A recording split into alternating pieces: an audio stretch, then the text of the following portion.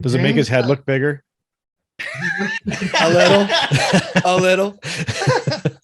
And we have our opening to the show right there. Here we are at DorkCast, episode 31, Software minus Hardware equals Nowhere. We focus so much on the explosion of software, apps, and platforms that's happening in Contact, we figured it was time to focus on the hardware we need to run these. To help us out, we welcome in Buck Davis and Brad Clark of BIMBOX to talk all things chips and buses and quantum and stuff. As always, we had a blast nerding out, and we hope you do too.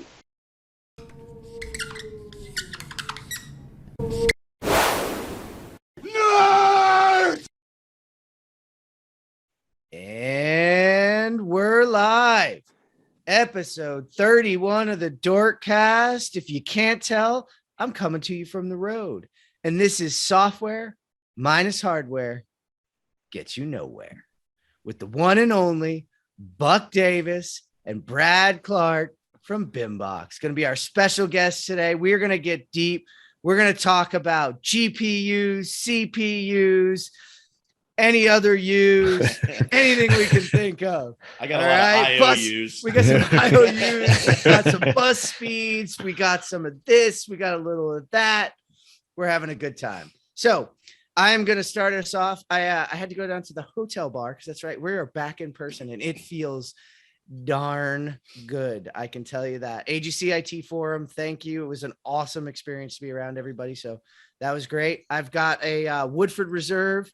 What little rocks are left because it's a little bit hot here. So a little steamy in this area right now. A little steamy up in here. And you may hear the thunderstorms coming, Travis. They're coming. So they haven't hit you yet. Why don't you take it over, buddy? All right. I was doing a little shopping at the liquor store and I grabbed this because I thought the bottle was cool as hell. And I was going to save it for later. It's a Ghostwood blended bourbon from Kentucky, from Bozeman, Montana. And the liquor store guy said it was fantastic. So I'm sampling that right now and he was right. It is fantastic, but I also it felt more like a beer night. So I grabbed some Noon Whistle. It's called the Liesel Weapon. It's a German Hefe style Hefeweizen. So what about you, Trent? All right. I got one of your favorites again, Travis. You know me. You bitter beer face. I've got a Northwest IPA. This one's called the Salmon Cannon. Very cool. Salmon Cannon. Does it taste fishy? Seems fishy. Where's this? That was a sound machine moment, right? Oh man, I don't know. You blew it. We said yeah. I'd lose it, man. John will leave the show if I keep. No. I'm doing good, but it was a rough day. So I got Redbreast's single pot still Irish whiskey 15 year. Which is actually, I usually don't drink it, but man, it's good.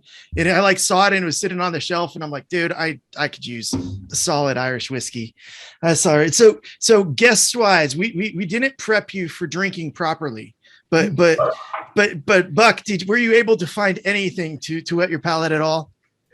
It's 3 o'clock out here in California. So you're already wasted then. Espresso. I'm having an espresso. There's still a trip to the gym in my future after this. Man, but y'all didn't tell me we were going hard. I didn't realize we were going to be bringing bottles of whiskey to this podcast. So I don't know where I'll be later this evening, but man, I appreciate how aggressive everybody is right now with their shares. Bimming ain't easy, right, Trent? Yeah. Still better than Bim. Still better than Bim, man. Wait. We're going to go back there. We got to get Brad going. Buck, introduce yourself. Tell everybody who you are. I'm Buck Davis. I'm the director of product at BIMBOX. Came from the industry. Worked for a couple GCs. And before that, did BIM consulting and project solution consulting. So been in the industry for a while around Contact, and then started BIMBOX. And now I get to design the products that our clients get to use and work with Brad to kind of tailor things for his customers. So that's kind of my role in BIMBOX. Awesome. Brad, how about you, man? Do you have time to get anything to wet your palate? I know we dropped that on you at the last minute. We really should get somebody yell at our producer, would you? Yeah. Damn it. So I haven't started drinking yet, but I do have a bottle of gin that's infused with rhubarb that I made right a couple on weeks ago. So Go grab that, Brad. One of the best I've ever seen. I'll go. Yeah. I'll go grab it right after the introduction. Yeah. All right. But I'm Awesome. Brad Clark, Director of Technology and Innovation for ATG USA. Came from the industry, spent a couple years at Clark Construction, and then made my way over to Apollo Mechanical, running coordination for them for a while, and then got picked up by Buck and the guys over at ATG USA. Nice. Right That on, is man. Awesome. Right on. I'll give you a second to go get that because we're going to talk about a little side note here. Something came up in our own little Slack channel that we would like to send out to everybody. I don't know which one of you guys. Oh, there it is. There we go. Beautiful. I don't know which one of you invented it, but we have a new phrase for y'all. It's still better than BIM. Yes. So I got run over. My foot got run over. My wife left me. Still better than BIM. So hashtag STB. Yeah. All right, you Spread heard it that on out. the Spread dorks. it.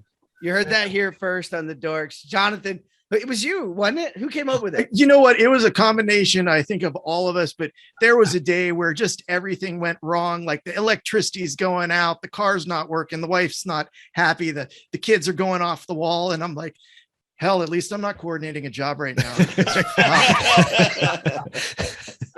And, you know, we were talking to each other about it, and we think BIM is super important for the industry. It's the backbone of how we're doing all the planning, but we are not saying it's easy, right? Like there is BIM ain't easy.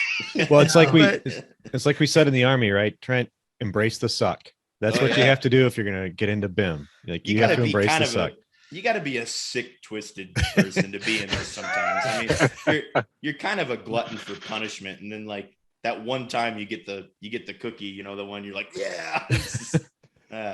Hey, We had a client who called me last Friday and was like, dude, I got 3 people starting Monday. We had 5 hospital projects that just got started, 2 pursuits, and like one's going off the rails. And I was like, man, just another day in the office. And he's like, yep, it's like a constant jab to the nuts. And he's like, I love it, but just like y'all said, man, it's always better. right. Jab to the good. nuts. I like that. Yeah, but good hardware can make the Yeah, jab no, to the but- nuts a little better, right?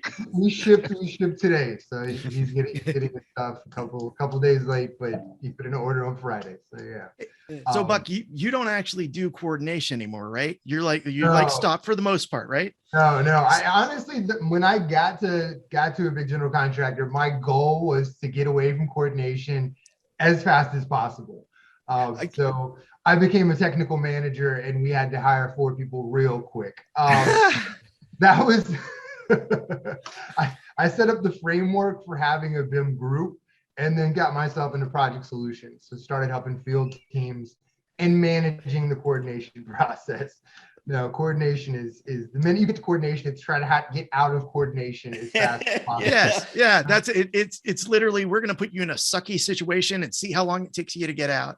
I talk to people that have been there, and they're like, man, I've been running coordination for like 4 or 5 years. And I'm like, why? Like, You ever seen the have you movie not Groundhog done right? Day? Yeah. You keep raising your hand when projects are over. I'm like, Yeah. you gotta do something else. Yeah. I was gonna ask you though, and you know, Brad, you might want to check in on this one too. I've noticed this. So I stopped doing coordination when I went out on my own, but then somebody gave me a job. And for the first 2 days on that job, I was like, this is awesome. I remember what I like about coordinating. I love Revit. This is so great. And then it Day like 3. it slowly decayed from that over the next 2 weeks to, okay, I kind of want to never do this again. Absolutely. but Do every they have a time it comes 12-step back, program? It's cool. There probably It is needs that. There They probably- need one. We should come up with a 12-step program for BIM Well, coordination. And I think it all depends though, right? I mean, coordination is really supposed to happen before you hit the job site. I think all too often nowadays, coordination happens during construction, right? Which really isn't, coordination. That's like on the fly, trying to Damage figure out. control. It's damage control, Right. right? That's where coordination becomes miserable and unpleasant. If you get all this stuff up front done, get your RFIs out, really, really coordinate up front. That can be the pleasure, and that can be where everything happens. But when you're constantly having people make changes, Owners are making changes on the fly. Everything is changing, and your deadline is Monday when you get changes on Friday. That's where it starts to become this grind where you just get worn out, right? Yeah. I think, Brad, you had a friend at Clark who was just like, after 3 years of a hospital project where the changes were happening every Friday and it was due Monday. She was just like, look, I'll do anything else. I'll go back to being an APM. I'll go do anything else. Get me out of here. Just get me out of here. She's like, any GCs need anybody. And I was like, you don't want to do BIM stuff anymore? And she's like, whatever. Anything with this. I'll do layout. I'll do field work. I don't care. I'll clean the porta potties. Yeah, just get me out of this thing. Still better than BIM. All right. Working at the video store, still better than BIM. All right. So that concludes our BIM group therapy session. Now let's get back to the actual topic of the show. So I'll pose this. It's a softball question. Buck, how did you get down the hardware path? You obviously were doing the BIM stuff, and then Brad, I want you to follow up with what enticed you to kind of come over from what you were doing, because obviously you have the same BIM pains that the rest of the group does. That must be part of what brought you over. Yeah. So I'll start off on that. I like I said, when I got to Balfour, my first step was to get out of coordination.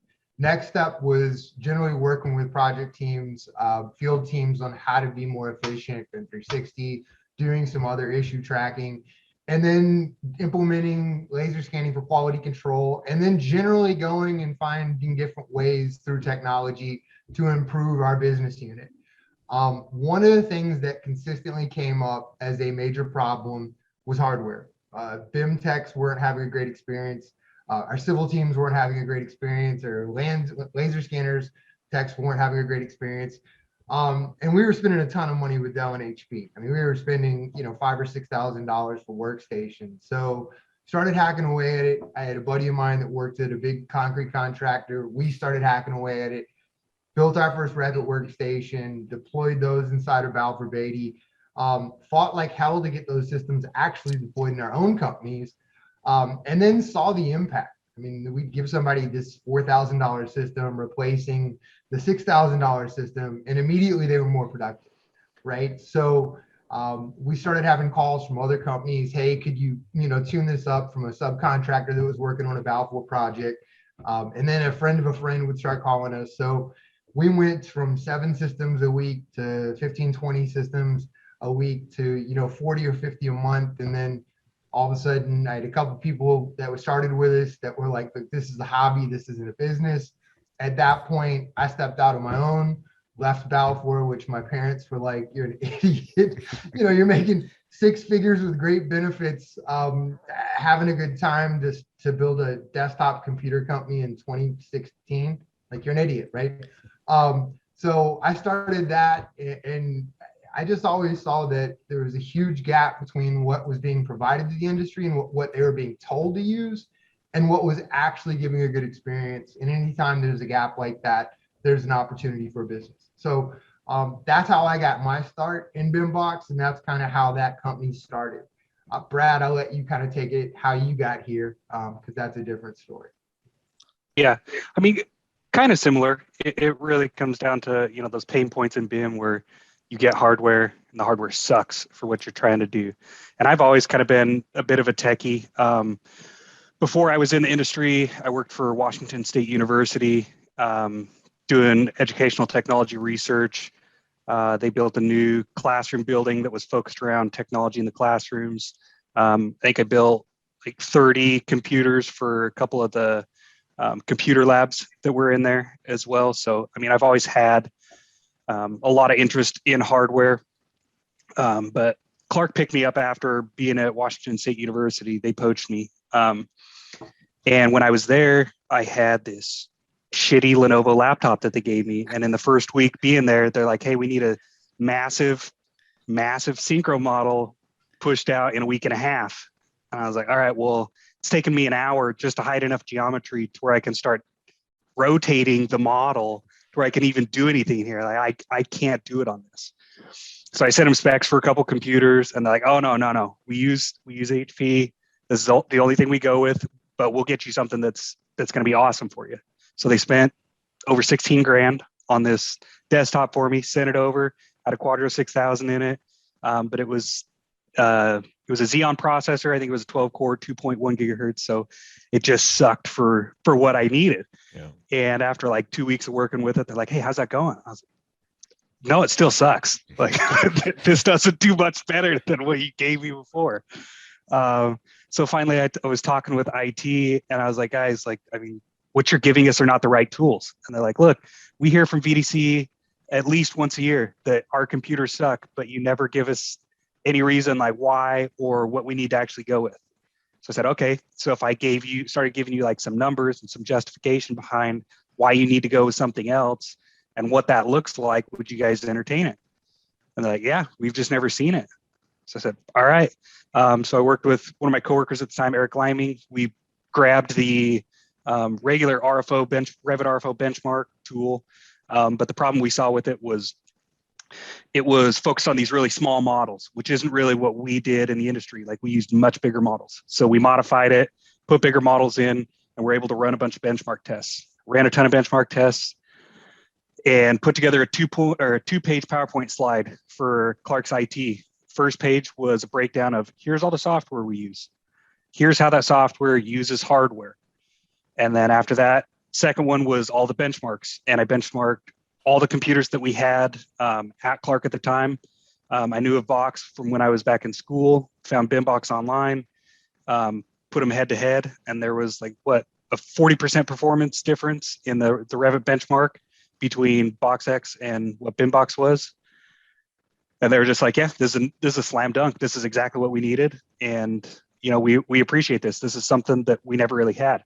And so I realized like the biggest problem that we have in the industry is that IT guys typically know a lot just about the IT. What they don't really understand is the workflows and the processes that all of the BIM guys are going through. And that's why they can't give them the right solutions hardware wise to allow them to succeed. And so, after a while, after we got switched over to BIMBOX, there were times that I'd get calls from Buck saying, "Hey, I got another client running into the same issues that you were. Can you hop on a call with them?"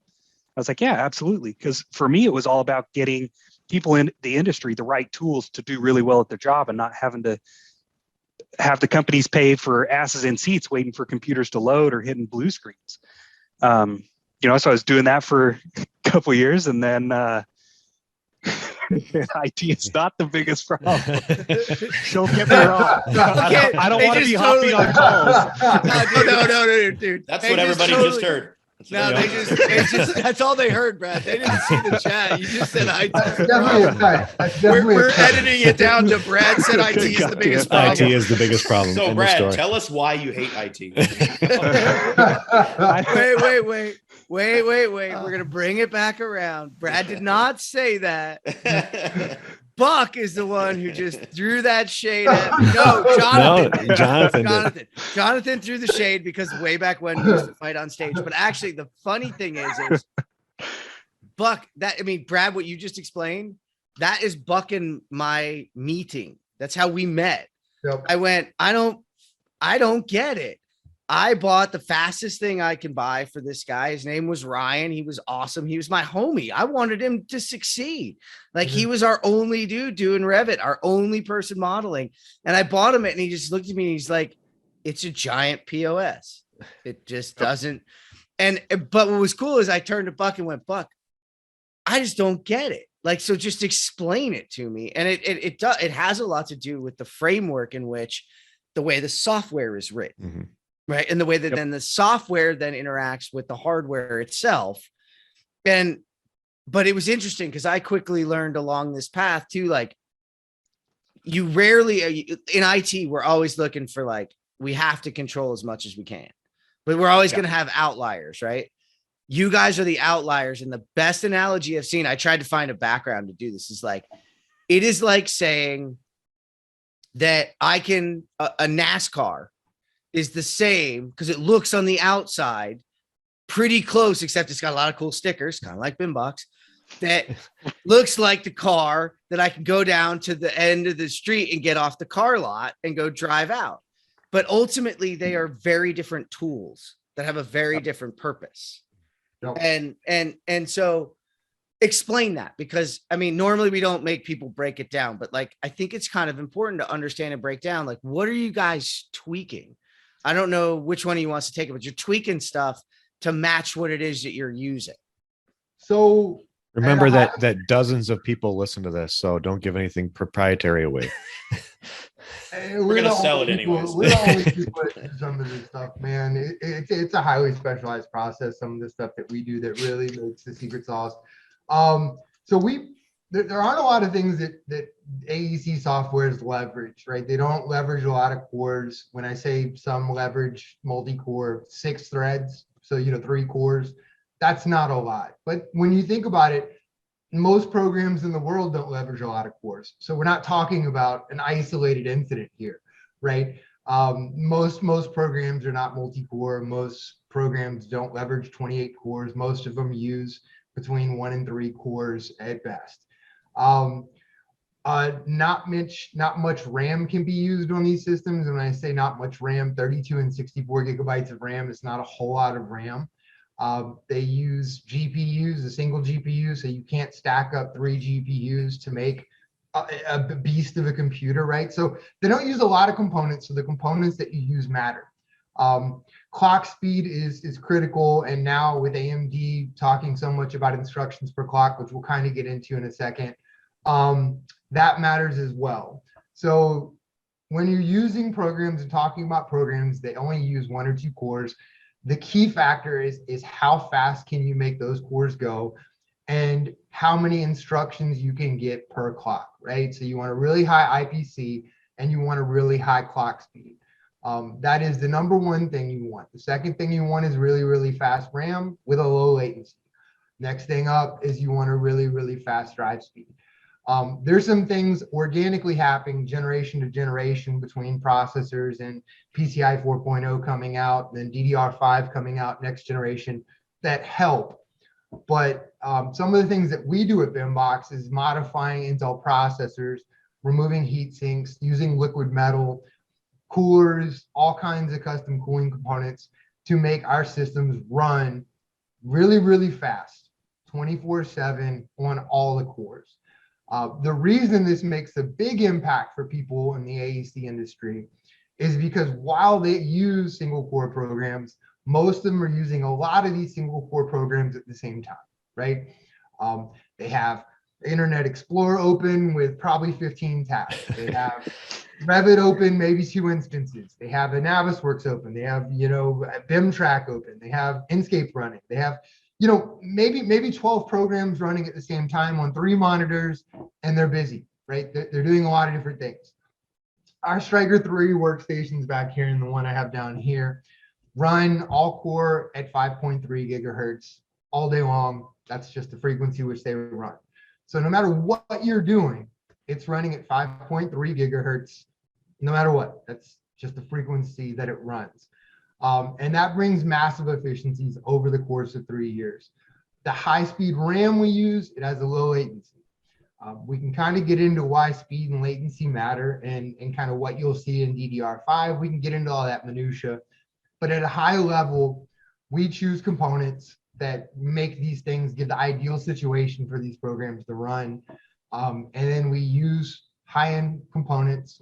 Our cooling systems are server grade. A lot of the things we put in these systems are server grade because professionals can't have, downtime. So talk about that, because you're going from a desktop, you're going from a car to a race car, right? Yep. Talk about heat for a second, because that was one of your first studies that outside of just understanding the cores and some of the things that you're talking about and the lower latency and why we've got to look into that and not multi-threaded and figuring that out. You're actually waning over time based on heat, right? So that's a great example. When Brad was talking about the Box X system versus the BIMBOX, those 2 systems had identical specifications, same processor, same GPU, same everything. The reason the BIMBOX outperformed it by, I think it was 39.8%, Brad, just to be specific, so you're not exaggerating performance. Liar. Fact checker. We don't need to exaggerate it. Was when you run an extended test, which most people in our industry are working 8 to 10 hours a day, When you start using a computer a lot, things heat up, right? Your processor starts producing heat. And if your computer can't dissipate that heat, the processor heats up and Intel processors automatically slow themselves down. It's like your car. You can't just sit there and burn your car engine up, right? It'll blow up at some point. Intel will not let their processors blow up. So when the engine, quote unquote, the engine starts redlining, Intel processors start dialing themselves back. Our computer, with the cooling we have, with the delidding we have, it doesn't get to that red line point. It continues to run the same speed for 8, 10 hours, 12 hours, however long you use it. A computer without that adequate cooling will start to slow down. And that's why two computers with the same components running over the course of 8 hours, one will continue to go run at the same speed, one will slow down, and that creates that delta in performance. If that makes sense. It does. Yeah. Travis? Oh, I didn't have anything. Oh, I thought you had some. I You crushed was, it. I was just nodding my head. Yeah. I have a question for you, and it's really, we hate to keep giving you softballs, but you know, No. but the reality is, Give we Brad talk- one. He's sitting on the sideline. Yeah. Like, hey, pitch it Except over Buck won't here. shut up. we have one for you, Brad, but He knows his stuff. Yeah. you know, like He's the we BIM always guy. talk about Let him- software, and with software, you have to decide whether or not you're going to implement it, how long the implementation is going to take. And you grab a piece of software that's like $2,000, $3,000, and you put in the training time, implementation time, setting it up time. And now I've got $20,000 in software to get a 5% increase in productivity. It has amazed me for years that people haven't realized that you grab a computer and then you replace the other computer and you get a productivity increase that's measurable, consistent, and reliable. And we haven't had hardware talks on the show.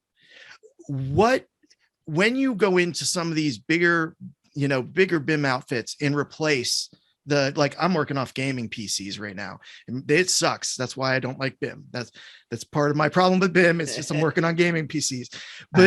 But what kind of a reaction do you actually get? Because they've been watching, sort of spending money on software and getting like minimal results where, you know, the hardware is such a more like buying a tool. You get bang for your buck almost immediately. No pun intended. Brad, you want to jump on this? I was going to say, we let Brad go first. Go for it, man. Jump in. Yeah, no, I mean, it really varies from client to client, because, you know, every time that I hop on a call and start talking about hardware, some of the big questions that I always ask are, you know, what hardware are you using, or sorry, what software are you using, and like, what's your workflow, what file sizes are you using? Because from there, it's going to tell me pretty quickly, like, what your hardware requirements should be. And then from there, I ask, like, well, what are your hardware specs currently? You know, and sometimes they'll be like, well, you know, we're working with 1 2-gig files of Revit, and we're at 32 gigs of RAM, and we're using a Quadro 1000. I'm like, there's your problem, man. Like, that's the biggest issue. And sometimes there's others who, the IT guys, like, know what they're talking about. And they're like, no, man, we've got them at 64 gigs of RAM. We've got them at RTX 3070s or 3080s, because, you know, the architects are using Lumion a lot. And, you know, it's just hit and miss on whether or not it's the software and their workflows are their pain points, or if it's really just the hardware and they just don't know the hardware. You know, so a lot of times I just kind of walk them through and explain, like, okay, this is why I would bump up, you know, your RAM to something else. Sometimes it's like laptops versus desktops, and I'll ask them, you know, like, what are they running? Like, well, you know, we're running, you know, laptops that are 1/2 inch thick, and, you know, we want them to go as fast as this desktop, but we can't. And our guys don't like desktops, but we want them to go faster. That's like, we'll get away from the laptops. Like, that's your biggest problem. You're running into thermal throttling. You can only do so much.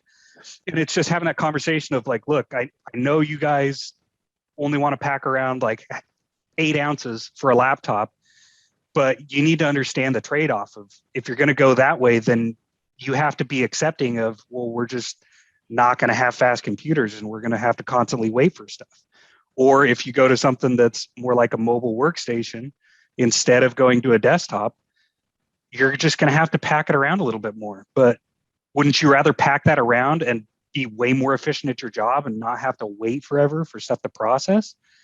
I mean, it's just kind of like bringing reality to the table with them of like, it's your call to make. I'm telling you what's going to give you the best performance for what your workflows are, but do you want to pull the trigger, or would you rather just have something that's convenient to pack around? And that can be a tough call, man, because we Yeah. have to go to job sites. And so Yep. we're like, I know our VDC department had an extra laptop for people that did want a desktop. And the hardcore people that we had modeling, it was always like, we do not want a laptop. No. So we people bought the an same way. extra laptop that was like the you have to go to a job site because somebody made you do it. A laptop, you know what I mean? And then we Yep. had like some decent desktops. So I had one more quick question about going into those companies. How often do you find out, and I'm not picking on IT, Jeff, I guarantee, but how often do you find out that it's actually the fact that their network itself is really not delivering files at a speed that keeps up with the hardware, man? Because I know on point cloud, I'm always like, dude, the point cloud needs to be on your solid state drive. You do not want that sitting on your server. You're going to see that crap go on. But how often is that something that you have to address? It's like you gave them a sports car and they put a leash on it, So Yeah. I've walked into some clients. And sometimes it's process, right? We had a company that Tyson Foods. I was gonna try to walk around that one and be like, chicken, and you know what I mean? So they had a guy who scans all their facilities and he brings it back and he is processing. And he got one of our systems and he was like, I'm just not seeing that big of a bump. And I was like, well, what's your workflow? And he's like, well, I got a 1 terabyte NVMe drive as my C drive. And then I have these 2 terabyte external drives where I'm actually using for my processing of the files. And I was like, whoa. You're using your raw files are on an external SATA USB 3.0 hub. And he goes, yeah, it's taking me 72 hours to process these files. Of course, Of course it is. I was like, look, man, I'm gonna tell you right now, man, you need to go, and I can either order them from us or order from somebody, get some 4 terabyte NVMe drives, drop them in the computer, and I promise you it'll go from 72 hours. We got it down to about an hour and 20 minutes. But this guy was going in every Saturday and Sunday and hitting start on the scanning, and then like he'd come check on Sunday to make sure nothing stopped. I was like, he's like, I got my weekends back. And I was like, well, you can actually register the same day, right? The data doesn't come in, and he would be able to walk out of the office knowing what happened. So sometimes, Jonathan, I think you're spot on. The infrastructure, the process, and how you do that can be completely related to that. I think and even for project team members, if you have a laptop or whatever it is, if you have a D drive that's a 2 terabyte drive and you can sync from your box or your Ignite or cloud drive, you save so much time, right? It's always local. And that was always local. Mm-hmm. That was the combo with you though, that Buck, that we had to understand. And got to be honest, right? Technology needed to catch up. Like Dropbox didn't exist when you and I met and started doing this. It was just a fledgling. And so you're like, wait, we need this because, in your example, you're sipping a big gulp through a coffee straw. That just doesn't work, right? We can't do it. And but we're always worried about like, don't lose the data. So you move it local, it can disappear. I mean, I've been speaking at an IT conference, and the one thing I continually tell people is like, the only thing I can't recreate in life is data. Right. So there's that risk, but that risk is worth that reward of what you're doing. And it's funny, isn't it you? I think it might have been Travis, or I think it might have been Buck. I can't remember who actually had the BIM rotating chair. The person who had a computer here and would turn and start the processing, and then they would spin and turn here and start the processing, and then go back to like what they were doing here and start the processing. And then they had a laptop that they would put on their lap and do like Outlook. Oh my God. While all 3 of the boxes were doing the things that they were doing. You guys don't laugh. We had that too. Yeah, everybody has that. Everybody has like a laptop and 2 other computers that they're doing their processing on while they're working. Oh yeah. Before I started BIMBOX, I had two HP towers with dual Xeons and a computer, and I had the mouse without borders, right? So you have 3 monitors where you could drag your mouse over here and start processing, and then go to the middle computer and do something, and then go over here and do it. Yeah. And then drag and drop the files.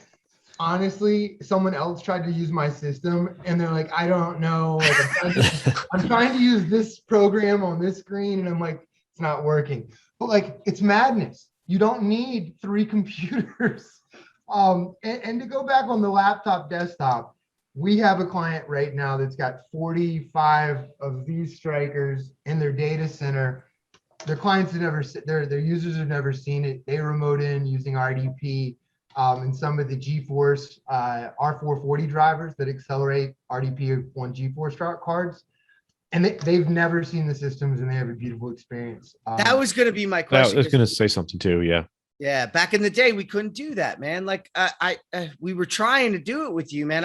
I'm a huge cloud adopter, right? I believe I mean, those boxes are awesome, but the cloud's unlimited, right? My ability is unlimited, but it's still not quite there. So you're saying there's an advancement in the GPU side of things to make RDP work. NVIDIA finally loosened up the whole Quadro driver functionality. They didn't ever announce it. So now they have studio drivers, which opens up Quadro functionality as far as 30-bit color and some of the other things that were locked out for GeForce drivers. And then if you go Google GeForce R440 drivers, that's the virtualization that's optimized for GeForce cards. So all the functionality that you used to be locked out of on consumer cards, you now have. It's just NVIDIA didn't send out an email saying, no more need for professional cards. You can use these consumer cards. So are you envisioning, like you and I used to talk about this, dude, there was always this shift to the cloud, then shift back to local, then shift to the cloud, then shift. Are you saying you see an environment in which we're moving more of these into data centers and remoting in because you can use your 2 monitors? So, and it doesn't matter what you're carrying with you. Got 2 monitors at home. Can you RDP across and do that now? Like, where are we at? Yeah, you can right now. We have some clients that are asking us for some interesting 2 and 3U rack setups for 2 to 3 users and then 3 to 5 users.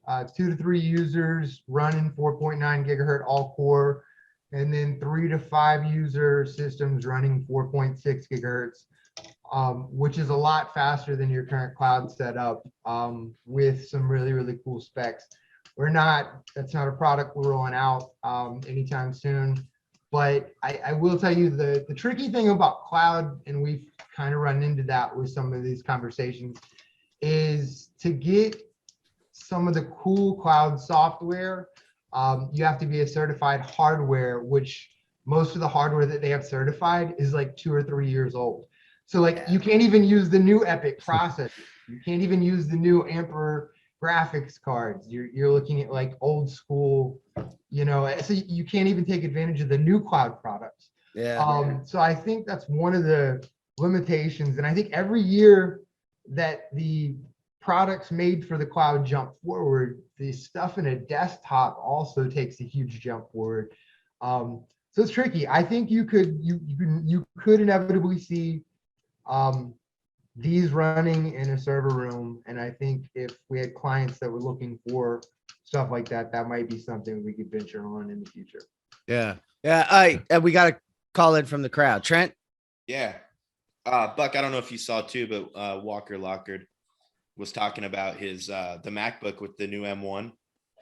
And he's saying that like that thing is better than, like a $2,100 Windows laptop he has, incredibly fast.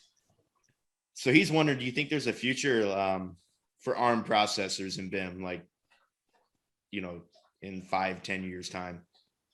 5-10 years, yeah, I do. As far as the M1 chip, the M1 chip's amazing. I've actually got to test that out. There's some interesting stuff on the Passmark website right now that the M1 chip is actually ranked the #1 processor for single core processing desktop and laptop, which I personally don't believe. I personally don't buy it. Prove it. Well, so this is the thing. Anytime someone says we run a benchmark, you can't throw a different OS in there and say, well, the benchmark from another OS is better than the benchmark from everything this OS. It's not a benchmark if you're not running on the same OS. So right. I know the M1 ships lightning fast. I think the one big hurdle to that is Mac doesn't run any of the AC softwares. Yeah. So I think I'd love to see some of that stuff. And I do think you'll see some competition in the ARM processors.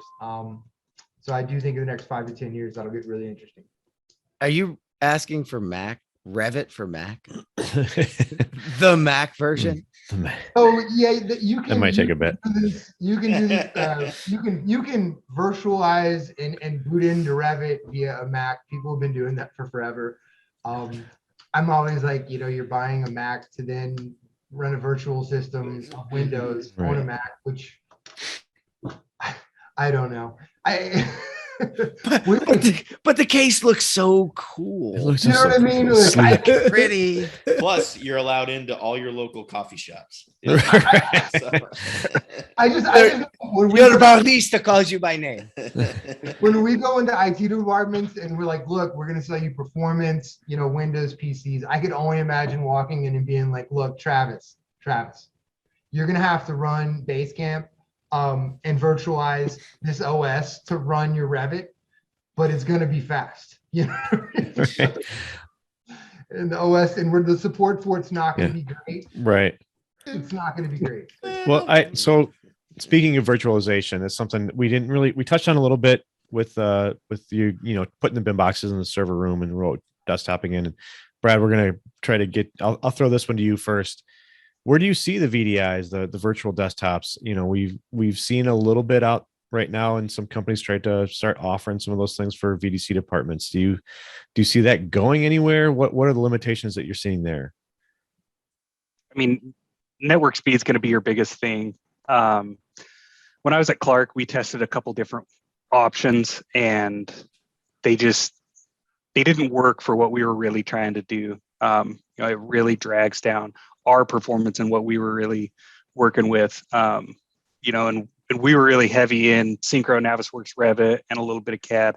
And you just see a lot of like the lag time. But a bunch of our users were on job sites at the time, right? So we're not in the office where we get fiber and everything, right? Like we're stuck with whatever we can get, even if it has to be satellite. So I think it really comes down to just network speeds and capabilities before we can really see that big of a performance increase to really justify switching everybody over to that. But it's super easy. I just go into Windows Virtual Machine and I tell it what RAM I want and what processor. I mean, why doesn't that work? So, loaded question. We've actually had clients. There are a couple clients that have been testing out a couple one. Nutanix was one of the best that a couple clients shared. And to give you an example, I think when we look at the RFO benchmark, because that's a really good comparison of single core performance, very similar to what we'd see in other applications, kind of CAD, Simple 3D.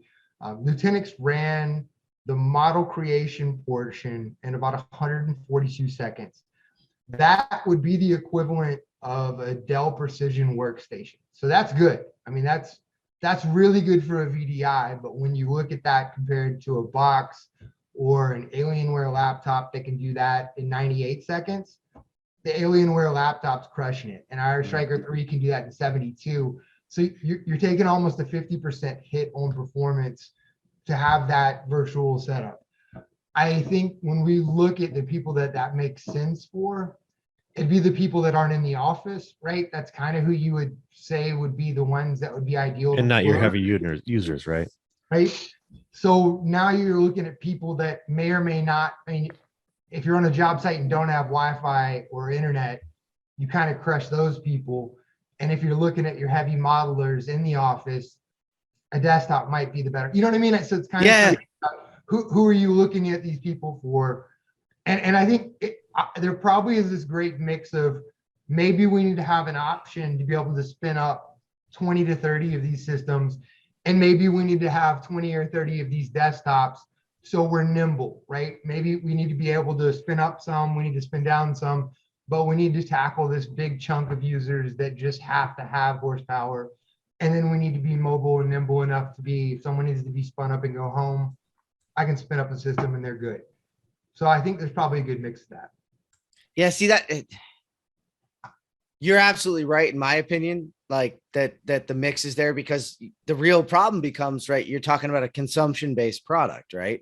Well, doing what we do in this world, we're consuming a ton. So you actually start to, and it's one of the ones when the cloud was created and we've been looking at the business model for a while, it's the outlier. We're like, actually, financially, you should go buy a desktop. You shouldn't use us. Like, that's pretty cool. So, okay, do that instead. So it's interesting, but I think we got another question in, right, Trent? Yeah. So, Buck, Brad, both of you. Mark was wondering the hardware shortage. How is that affecting your supply chain or back orders? So he's saying that his team is getting he quotes insane wait times on the orders, and they've actually been piecemealing, kind of making their own rigs just to get by. So what are you guys seeing there? We have a wonderful partnership. About 2 years ago, we partnered with a company, Ingram Micro, for our production and supply chain. $48 billion hardware giant, largest importer of hardware components in North America.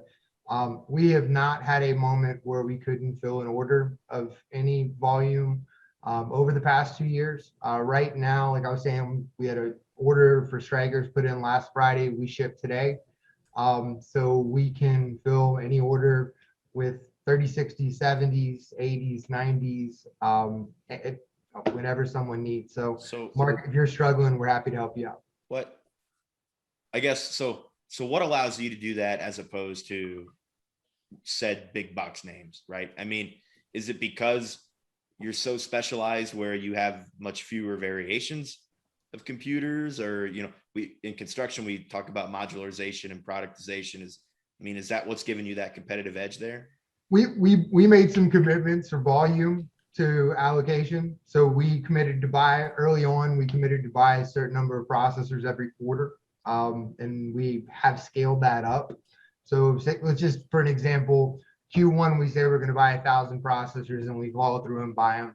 Q2, they guarantee allocation of 1,400 processors, right? So as we continue to hit our number, we get to scale up per our agreement with Intel. And that's committed allocation.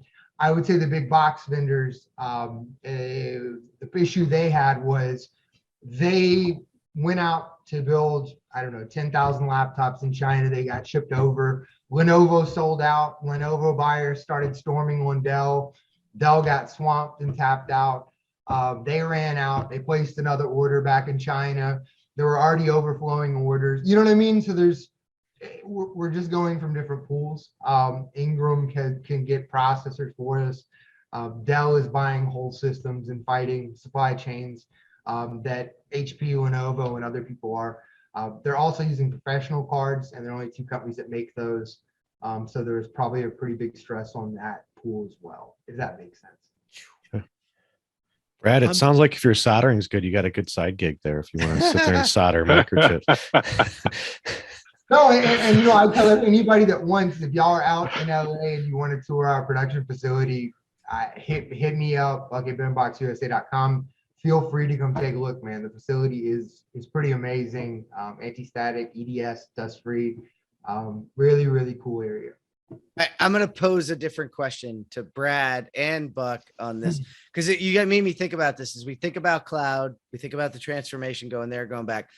Do you think edge computing and some of the technology we're seeing and those capabilities is going to apply to us soon? Like, are we going to see what's making AI possible in learning algorithms inside of the cloud, that then we can extend those out onto edge computing devices near things that are doing like live AI picking of ripe or non-ripe fruit, or where to spray a fertilizer, et cetera, right? Like, so we've extended that massive amount of power there. Are we going to be able to harness it? Like, Brad, I'm going to put it to you. Do you think we're going to be able to harness that? Or am I just, in the Colorado pipe dream again? It'd be nice so we wouldn't have to run coordination manually. Generate viewpoints. All right. I like it. I mean, I think there's room for it. It's just getting software developers to really be able to take advantage of that, and whether or not they see it as a solid investment in their time. I mean, when I was running through coordination, there were a couple add-ons for Navisworks that would make it easier. So like iConstruct and Sherlock, and they'll go through and auto-generate viewpoints for you based off your clashes that you identify, and it'll group for you. But one of the things that I had that took me the longest, and I don't know if it's because I was picky or not, but for when I ran coordination and I would make viewpoints, I would always set the viewpoints the same way. Like I would do a top-down view. I would have north facing the same direction on everything. And then I'd go through and highlight where each of the clashes were to go through. And none of the add-ons would do that for me. And every time I was at Autodesk University, I'd ask them like, hey man, I can't imagine it would be that hard for you to go in there and say, every time north is facing this direction and it's going to be a top-down view. Can you do that? And they're like, oh yeah, we could look into it. And it's been like 4 years and nobody's done anything. And it's something it's that simple. So Yeah, I think there's a lot of potential for it. You've never told me this. I know the BIM track team like really well, man. I know those guys really, really well. You should have hit me up. I didn't know this was your dream. We should have. I've talked to so many add-ons. You might not want to do that. If you do that, he's going to leave. Go back to coordination. Like, oh, I won't. oh no, it's still better than BIM. No, I think there's a lot of potential there. It's just, when are they going to get there, and when are the developers really going to start taking advantage of that? Then finally somebody will write something that we can't use that way anymore, and then we'll have to start back over the damn BIM boxes, and we'll have to start again. But you're gonna have to rewrite re-architect your BIM boxes to deal with whatever it is they change. So, but we'll all have jobs, right? Yeah. I got a question on your BIM boxes, because like, and this is like, so like, I haven't run IT really for a long time, but when I did, one of the things was I was very consistent with like what I bought, and I said I'm going to buy this year, and these are going to be my upgrades next year, and these are going to be my upgrades next year, and then I'm buying new computers. So like with the BIM box, given that you guys are like insanely deep on what's build out on those, do you ever go back to clients and say, hey, listen, this new hardware came out, it's going to slide right inside that thing, and that is going to be the upgrade for this year? Have you started to look at that? Because I know like consistently when I was working back for the engineering firm, it was like each year I was like, okay, that card is a 1-year card, and these ones are 3-year cards, and that's 2-year card, and we're going to flip these out so that I keep some level of performance moving forward. And with your stuff's dialed really tight, so it's a sports car from start, but you can always soup it up a little. Have you started to see that, or have people started to hit you up with the, hey, I'm going to buy this now, but I want to get an extra year of performance. What's my upgrade to get that extra year of performance?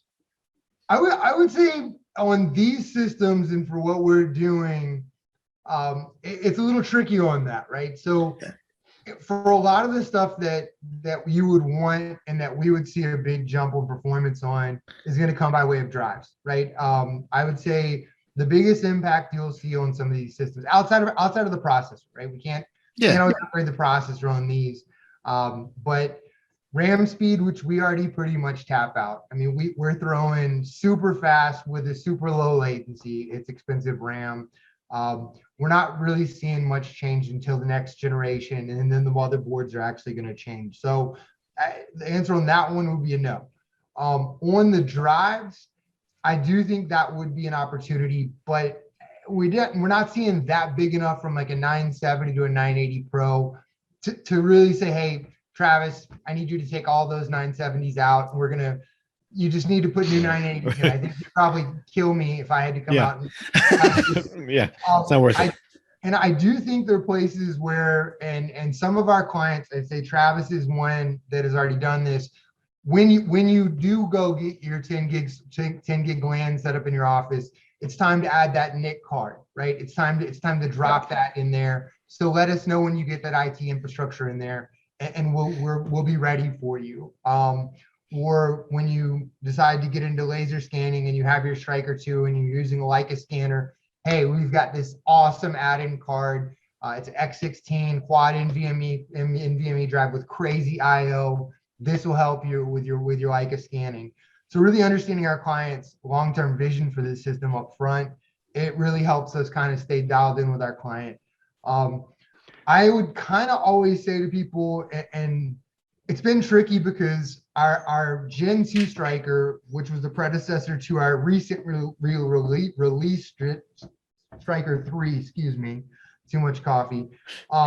We were on the 9th gen Intel processor. We skipped the 10th gen processor, and we skipped that completely because all they did was add 2 more cores, which decreased the size of the cores, which isn't great for overclocking, and really didn't get us any better overclocks. We actually had a fantastic overclock on the 9th gen.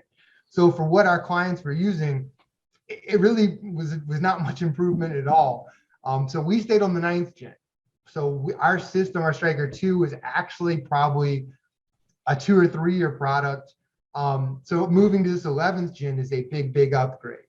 I try to tell people that when you get one of our systems, it's going to be relevant for the next 3 years. After 3 years, it's worth making that investment in the newer generation technology, because you're going to see things like DDR4 RAM, or excuse me, DDR5 RAM come. PCI Gen 5.0 is going to come. After that, you'll see DDR6, PCI Gen 6.0 come. So every 3 years, you see things make jumps. So that's kind of what I would say is every 3 years, it's worth doing it. But then again, we're pushing these systems beyond what they should be today, right? So 11900K boost to 5.3 gigahertz on a single core. We're running all core 5.3. So that's more than what you'll see from another processor during the next iteration, if that makes sense.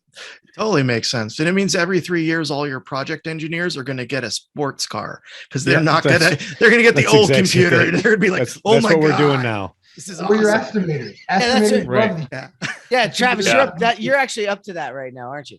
Yep. Yeah. We're 3 years in on most of our stuff, which is usually about the time we start to rotate out. So we're rotating out. We got a fresh batch in. So some estimators, some conference room computers are going to be really badass. I mean, I'm gonna stop by that conference room and play some games. It's gonna be fun. Oh, and not to get too much, but going back to that supply chain issue, when COVID hit, which is kind of nice, when COVID hit, prices on products went through the roof. Instead of where people like to say, well, hey, if you buy in volume, do you get a discount? The answer was no. We had to pay probably 30% over retail to get committed volume. So in fact, our prices went through the roof trying to get, 100 processors a month or 150 guaranteed every month, where retail might have been 475. We were paying 540 for them. But we had inventory, if that makes sense. Yeah. So one of the big things for this new Striker 3 is we've gotten our price back down to be extremely competitive. Right now, we're under $5,000 for a really, really solid workstation, which is I want to say about $1,200 less than where we were on our Striker 2. So, Brad, did you have something there? No, sorry. I was trying to pull up the chat. Look at the best He's part of the raising his hand podcast. over there. Yeah, we were talking Commodore 64 in the chat for everybody just listening. I mean, I long for those days. I'll hop in and quick, and I'll start with a smart ass question, but hopefully it'll lead into a little bit like, when am I going to get quantum computing in my office?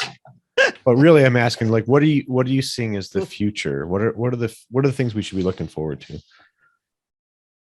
Brad, since you screwed up the chat, you go first. Start buying stock in liquid nitrogen for quantum computers. Oh man, We're plumbers. That's okay. That's we're all right. We got it. Yeah, that's always a tough call for me for hardware on like what the future's really going to look like. I mean, the RAM, the latest generation of RAM coming out, I think is going to be big. I think the way that a lot of the software that we're seeing now is starting to utilize RAM more and more for caching. Even Windows and like Chrome, the way that it starts, caching everything in RAM. I think seeing upgrades in that is going to be huge difference. I don't know. I'm really waiting to see what's going to be the next big thing when it comes to processors from Intel and AMD. I feel like they've been slowing down more and more on chipping away as far as performance increases go, and wondering like where that ceiling is and when the next big breakthrough is going to be for those guys there. Quantum. I mean, it's everything. That's the answer to everything. Is just quantum. Yeah. Buzzwords. What about you, Buck? So what about you, Buck? What do you think it is? Where are you eyeing? I'm getting really excited. Intel owes us a jump to like 7 and 10 nanometer. They're still on 14, and they've been killing it with 14. To be completely honest with you, AMD's on 7 right now, and Intel is heads up with them. I mean, Intel is still putting out faster processors, better single core performance. AMD is doing really interesting things. I think the one thing AMD does is it gives you more cores at a lower price. But once again, the majority of programs we use, we don't need a ton of cores. So a 16 and a 24 core processor doesn't really get me jacked up. I am really looking forward to being a drive person and understanding some of the stuff coming out of the pipeline of what faster drives. I mean, Samsung already put out the next gen PCI Gen 5.0 Samsung drive is going to look like with 15 gigabytes per second throughput. DDR5 is going to go up to 8400 megahertz, which is insane. I mean, we're talking instantaneous file access. We're talking, loading files and it just happening. So I think we're just going to see a lot more productivity come out of the computer. And to me, that's super cool. I think if we can actually get some of the, 5G and some of these speeds that we've always kind of heard that are coming, that could be really exciting. I mean, 5G, I've always been skeptical of it. My phone always says 5G and I have trouble downloading anything. So I just, it's more of a phrase right now. But I mean, if we could really get 5G, some of these new processors coming out with lower power consumption and higher clocks and everything, we're going to really have some cool mobile products coming down the pipeline. So data connectivity, wireless data connectivity is something that I really think needs to be tackled. And as soon as that gets tackled, we're going to have some really cool products. I'll follow up real quick before anybody else too. I mean, this, you don't know, probably, you probably have the insight for this, but do you see the softwares we're using ever being rewritten to kind of leverage what I would consider more modern hardware? I constantly hear they are. I mean, I've heard that for a long time. And I What? No, There's a frog. I know there's a frog. well, and I think Apple or Mac is just a great example of like, look what happens if you control everything, right? If you define your hardware, you define your drivers, you define your OS, and all of that. I think realistically, though, when you look at the Windows ecosystem and you look at the number of computers that Windows is written for, it's absolutely pretty amazing that it works, right? I mean, you can download Windows on any hardware. You can order components off of Wish and build a PC and install Windows on it. That's pretty amazing. I think that's a good point, actually. But you can run a Mac with very minimal hardware and pay a lot for it and have a really, really good experience. So I think if they can get better. Having said that, I always like to tell our clients that are asking for parallel Revit, we sell a 64 core computer. The processor is $4,500. If you're scared of a $4,800 desktop, you're probably horrified of an 8,000. So just saying, if you're looking for parallel Revit, we have a 64 core computer. Be prepared with a price tag, right? Yeah. So you kind of got to think about what you want. Right now, you can have a wonderful experience in Revit, Civil 3D, CAD, all those things. That is a wonderful experience that can happen today. So, talking about what we can do down the road, it'll get better, but today you can have a really good experience. And that's kind of the thing. sticking on software just for a second, man. Have you ever considered, like, part of the big attraction of VDIs is sort of this idea that you can imprint an image that you can simply replicate super fast, and you guys are controlling all the hardware. Have you had requests for, hey, we'd like to have them come in preloaded, ready to go off the shelf? We do that. We do that. Right on. So, yeah, if on our desktops, Making this an advertisement for no, No, it's what I want, man. no, we have clients that that they buy one, they create an image, they send us the drive, the image, we load it up at our facility on an air gap server, and then every time we build them a system, we image it, we test it, and we drop ship it to their clients. They add it to the network, and they're off and running. That is, it's convenient, right? I mean, Yeah. why would we do that? Yeah. So before Trent's got a question, but before I let him go there, because you hit that, and you are what I would consider a boutique hardware provider. I think might be a good thing to call it. I don't know. But I'm at a kick-ass boutique. Small batch, like the bourbon. Small batch. There you go. I like that. Right on, man. We're like, Well played, sir. Well played. You're a barrel pick. Single barrel. we're single barrel BIM is from here. But I'm at an IT conference, and this came up. Like, the future of where Windows is going and what Microsoft sees as their world is they're going to be consistently a service, right? You're not going to actually buy with your Windows licensing anymore, right? I'm going to have my own set of Windows 365 services that I purchase as a human, and I'm going to be able to walk anywhere, pick up any device, and buy any piece of metal that's Windows certified and go, right? I'm going to hit it and I'm going to go. How's that impact you guys? You guys even thinking about that? I mean, I know, I mean, what do you think? And what do you think? You think that's a cool world for people to head into? What do you think? I don't know, man. We'll wait and see with Windows 11. I know that right now, when we talk about shortages of supply chain, TPM 2.0 chips, ludicrously, I mean, we don't talk about scalpers on GPUs. TPM 2.0 chip is $8 right now. You can buy them from Walmart for like $109. Yeah, you can't get them anywhere in the world. We're having to buy them for like $110 for our first systems that we shipped before we could take the SKU off the market. So yeah, dude, Windows 11 will be interested. I don't know, Travis, are you planning on rolling out Windows 10 day one or Windows 11 day one?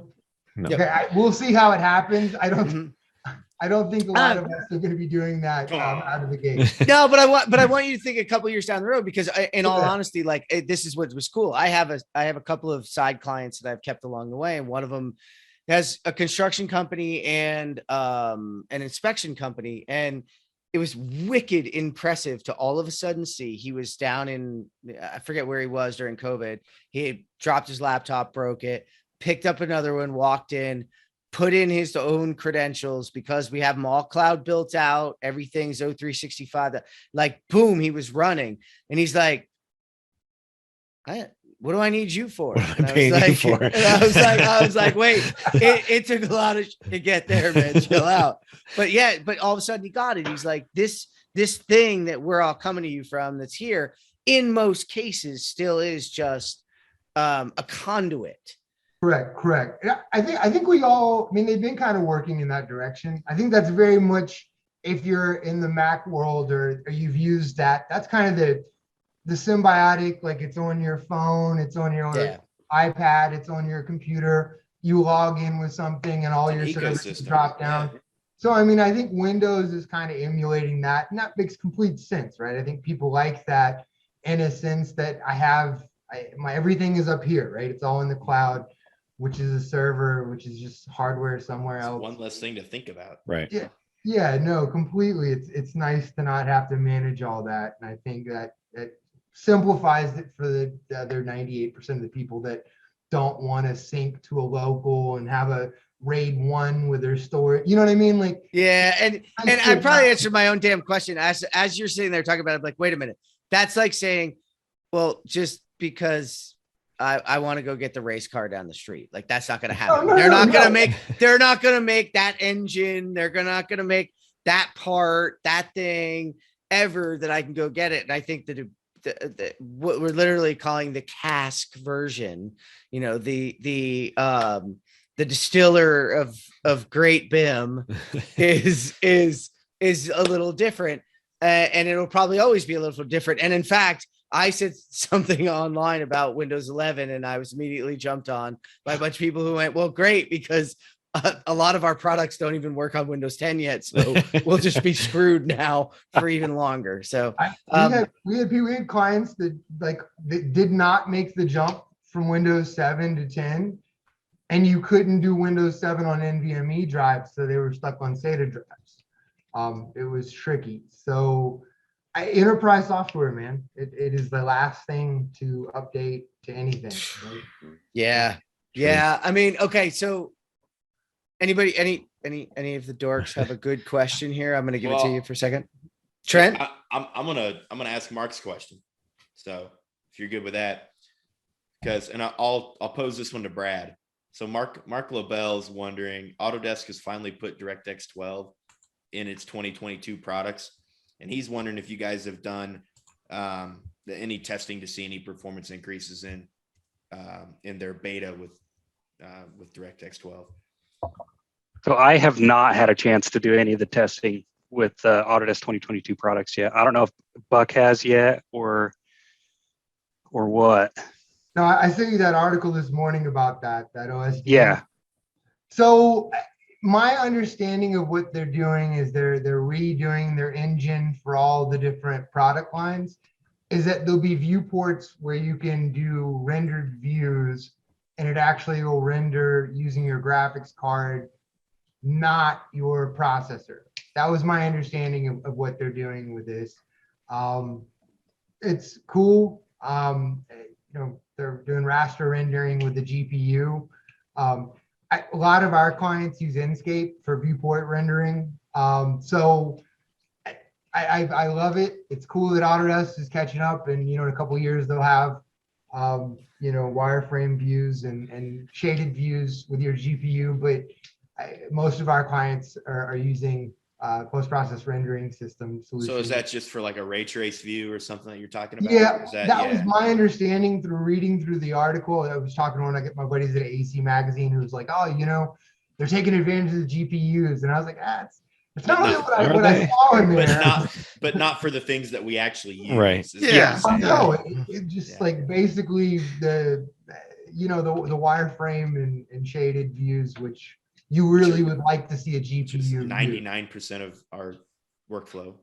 Yeah. But hopefully that answers Mark's question. I think he's just curious if that's on your radar and if you guys. It is. Yeah. We for the way things are currently, it uses a lot of your CPUs. So the higher performing the CPU and faster the clock speed, the better performance and graphics inside of Revit. So that's kind of where we are right now. We have really great performing CPUs, so we have good graphics. I have one last question too, man. Have you ever put together a gaming PC? Yeah. All our systems are fantastic gaming PCs. All your systems, no, but have you ever, you guys have clearly studied what we use software, hardware wise. Have you ever doubled down and said okay, so this is the gaming PC that says BIMBOX?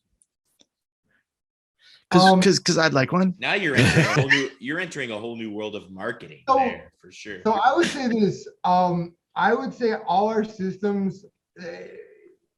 Well, there's kind of been this juggle, right? Do you buy a gaming PC or do you buy a workstation? And that's kind of been because gaming PCs have the GeForce cards, right? They have faster i9 processors. Sometimes they have DDR3200 speed RAM, the fast RAM, right? And people are like, that's a good place to go. We are a blend of those, right? So workstation quality components, gaming level performing cards. The thing that bridges us between those two worlds is actually the server grade coolers.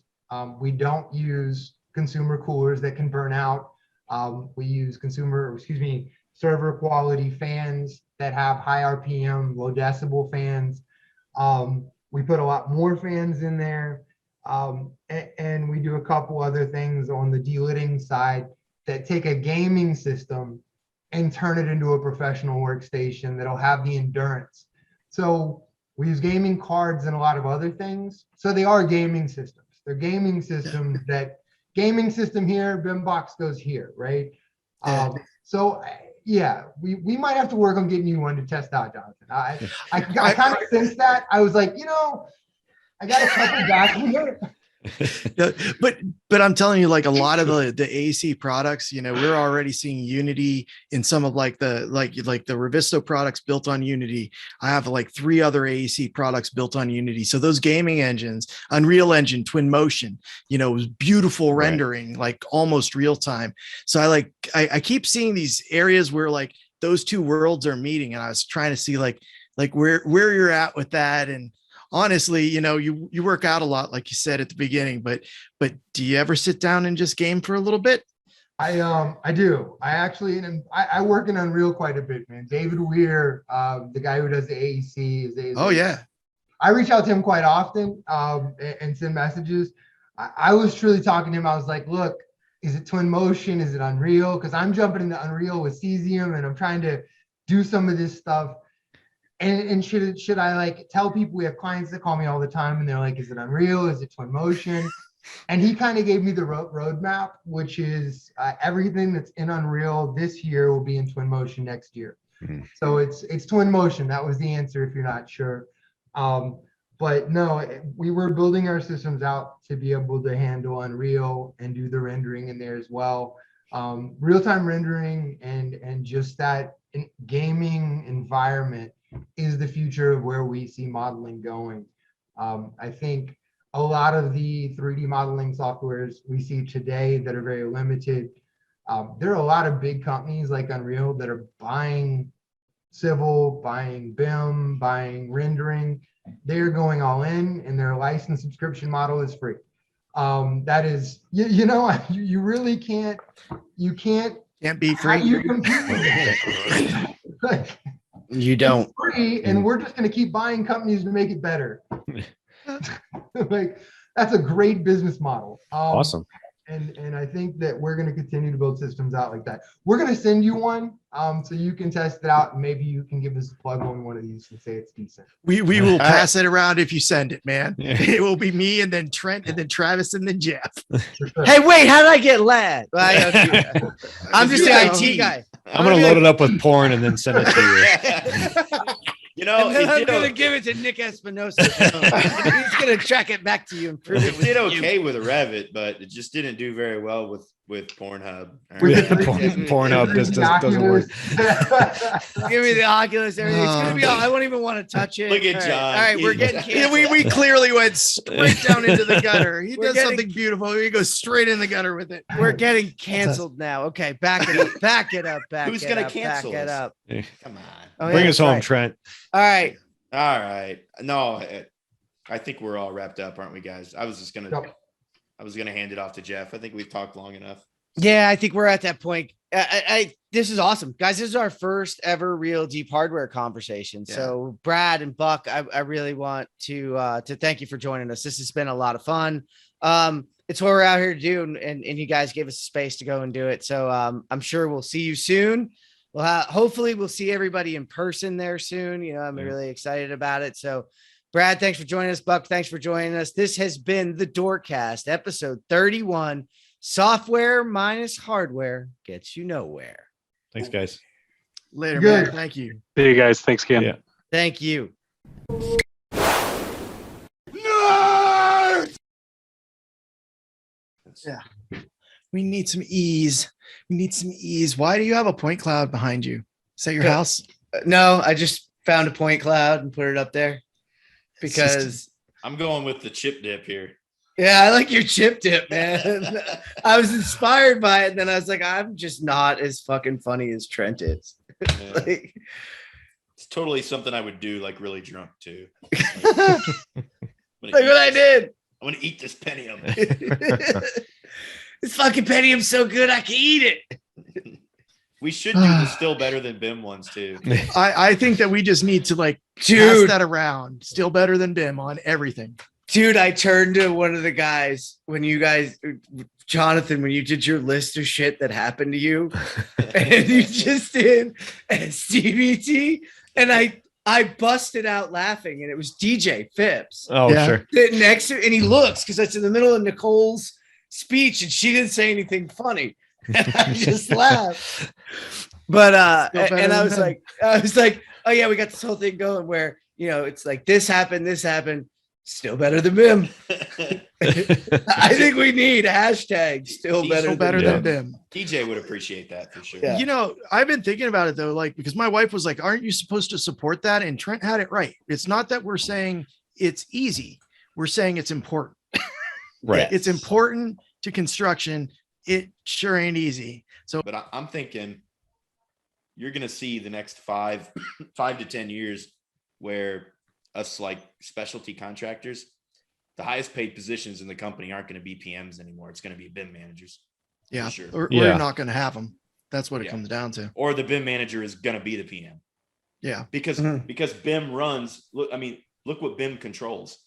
It now Right, controls, the design, you're procuring with it, you're ordering, you're scheduling, you're fabbing, you're installing, everything is in. So why would the BIM manager not be the project manager? I mean, at some point that Yeah. guy he's the one that knows everything about it. It's not I always, science. I think it was a comedian that said it is like the West Coast doesn't have a water problem. They have a salt problem.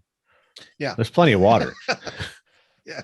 Like Yeah, I yeah. always feel like they're trying to restrict and shuttle water. It's like, why don't you just beef up your desalination plants a little bit? It seems like, I don't know how much energy goes into that. But That's the problem. Desalination is extraordinarily inefficient. I Is think So is thirst. but without it, we can't have whiskey. So It's like- we This is need true, this right? shit. right. The Great Salt Lake happens to be a very large lake. One problem. Yeah. Which it's basically an air conditioner is all it is. Yeah. And Oh, sure.